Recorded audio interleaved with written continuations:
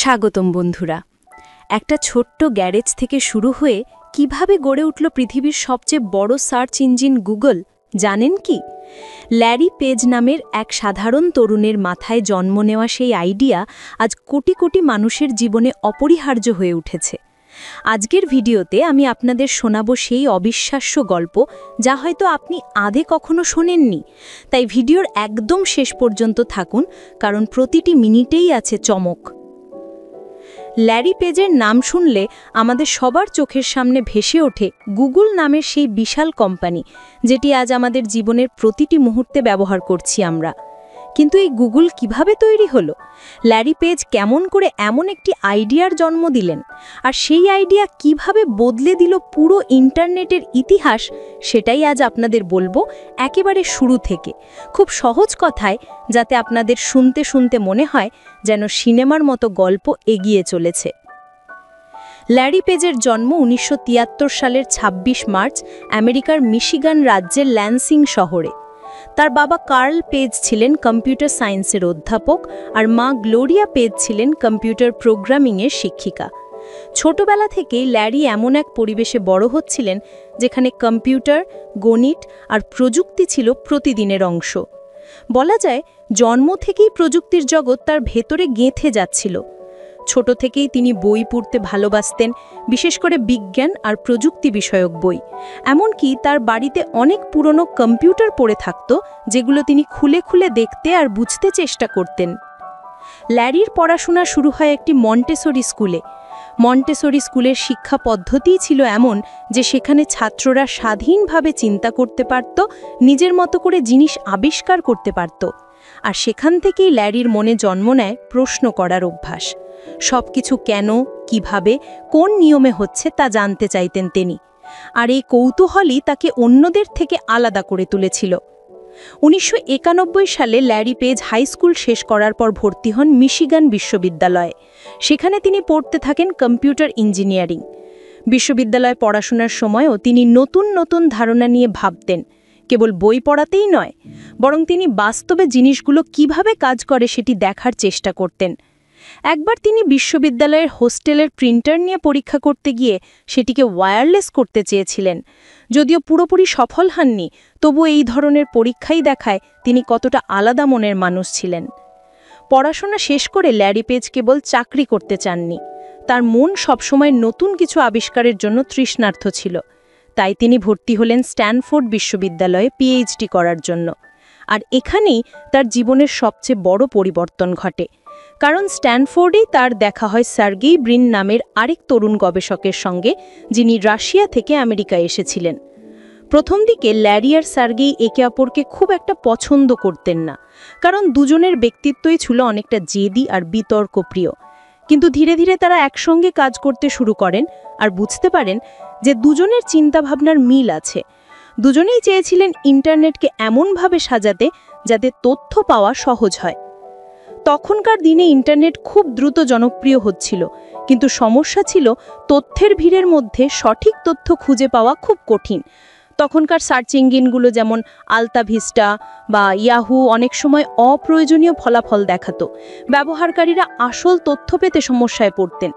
Larry আর Sergey ভাবলেন এই সমস্যার সমাধান দরকার, আর সেই ভাবনা থেকেই জন্ম নেয় নতুন এক ধারণা। ল্যারি পেজ একদিন একটা আইডিয়া পেলেন।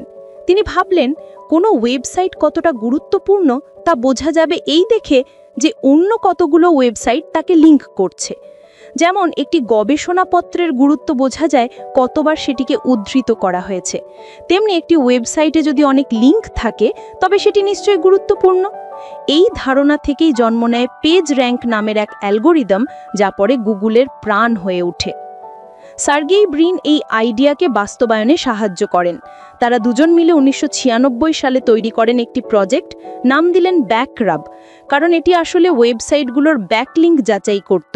এই প্রজেক্ট চালাতে গিয়ে তারা স্ট্যানফোর্ডের কম্পিউটার ল্যাবের সার্ভার ব্যবহার করতেন, আর এত বেশি ডেটা ব্যবহার হতো যে ল্যাবের সার্ভার প্রায়ই ক্র্যাশ করে যেত। কিন্তু তাদের থামানো যায়নি। তারা দিন রাত কাজ করতেন এই প্রজেক্টকে আরও উন্নত করার জন্য। ধীরে ধীরে ব্যাকআপ প্রজেক্ট এত বড় হয়ে গেল যে এটি স্ট্যানফোর্ডের সীমা ছাড়িয়ে যেতে লাগলো। তখন তারা নাম পরিবর্তন করার সিদ্ধান্ত নেন।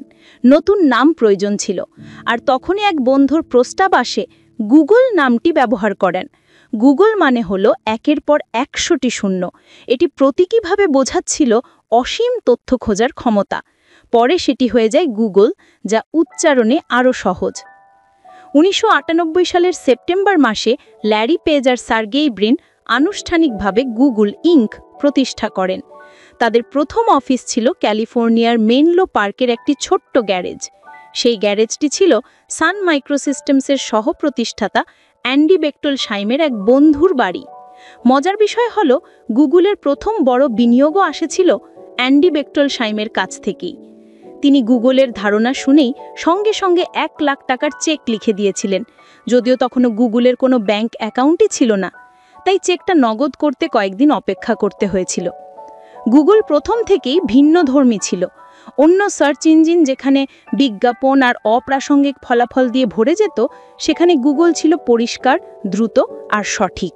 ব্যবহারকারীরা মুগ্ধ হয়ে গেলেন, দিনে দিনে জনপ্রিয় হতে লাগলো। অল্প সময়ের মধ্যেই গুগল লাখ লাখ ব্যবহারকারীর পছন্দের জায়গায় পরিণত হলো। 2001 সালে গুগলকে আরও বড় করার জন্য ল্যারি পেজ আর সার্গেই নিয়ে আসেন এরিক শ্মিডকে সিইও হিসেবে। এতে গুগলের ব্যবসায়িক দিক আরও শক্তিশালী হয়, আর ল্যারি পেজ মনোযোগ দেন প্রযুক্তিগত উন্নয়নে। তিনি সবসময় চাইতেন গুগল শুধু সার্চ ইঞ্জিনেই সীমাবদ্ধ না হয়ে পৃথিবীর সব তথ্য সবার কাছে পৌঁছে দিক। এরপর এক একে জিমেল, গুগল ম্যাপস, ইউটিউব অধিগ্রহণ, Android operating system, Google Chrome browser, এসবের মাধ্যমে গুগল পৃথিবীর সবচেয়ে প্রভাবশালী টেকনোলজি কোম্পানিতে পরিণত হয়। কিন্তু এর শেকড় সবসময় সেই একই জায়গায়, স্ট্যানফোর্ডের 2টি তরুণের কৌতূহল আর সাহসী স্বপ্ন। ল্যারি পেজ সবসময় ছিলেন নীরব স্বভাবের, মিডিয়াতে খুব একটা আসতেন না, তবে তার চিন্তাভাবনা ছিল বিশাল। তিনি একবার বলেছিলেন, আমরা এমন কাজ করতে চাই যা পৃথিবী বদলে দেবে। আর সত্যিই গুগল আজ কোটি কোটি মানুষের জীবনে অপরিহার্য হয়ে উঠেছে। আমরা দিনে যতবার গুগল করি হয়তো তার হিসাবই রাখতে পারি না, অথচ এর পেছনে আছে সেই গ্যারেজের গল্প, সেই 2 তরুণ গবেষকের রাত জেগে কাজ করার পরিশ্রম। এই গল্প থেকে বোঝা যায়, বড় কিছু করার জন্য সবসময় বড় জায়গা দরকার হয় না, দরকার সঠিক আইডিয়া, সঠিক সময় আর নিরলস চেষ্টা চালিয়ে যাওয়ার মানসিকতা। ল্যারি পেজ আর সার্গেই ব্রিনের এই যাত্রা আমাদের শেখায়, যদি সত্যিই বিশ্বাস থাকে আর নিরলস চেষ্টা করা যায়, তবে একটা গ্যারেজ থেকে শুরু করেও পুরো পৃথিবীকে বদলে দেওয়া সম্ভব। বন্ধুরা, গুগলের এই অসাধারণ যাত্রা আমাদের একটা শিক্ষা দেয়। বড় কিছু করার জন্য বিশাল জায়গা নয়, বরং দরকার সঠিক আইডিয়া আর নিরলস চেষ্টা। একটা গ্যারেজ থেকে শুরু করেও পৃথিবীকে বদলে দেওয়া যায় যদি মন থেকে বিশ্বাস থাকে। যদি গল্পটা ভালো লেগে থাকে তাহলে অবশ্যই লাইক দিন, শেয়ার করুন, আর এরকম আরও অনুপ্রেরণাদায়ী গল্প পেতে চ্যানেলটি সাবস্ক্রাইব করতে ভুলবেন না। দেখা হবে পরের ভিডিওতে। ততক্ষণ পর্যন্ত ভালো থাকবেন। ধন্যবাদ।